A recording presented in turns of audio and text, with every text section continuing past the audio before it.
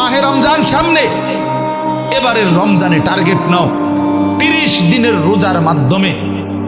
দিল থেকে আল্লাহর কাছে এইভাবে 30টা দিন হাতে গুনে তুমি আল্লাহর সাথে ওয়াদাবদ্ধ হও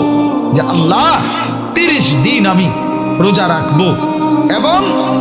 যৌন চাহিদা, লজ্জাস্থানের চাহিদা, অশ্লীলতা, বেহায়াপনা, নর্তকী, নাচ গান, উলঙ্গ ছবি দেখা, নারীকে নিয়ে চিন্তা ভাবনা, মেয়েকে নিয়ে অশ্লীল চিন্তা ভাবনা, অবৈধ কোনো প্রেম সম্পর্ক, হারাম কোনো রিলেশন,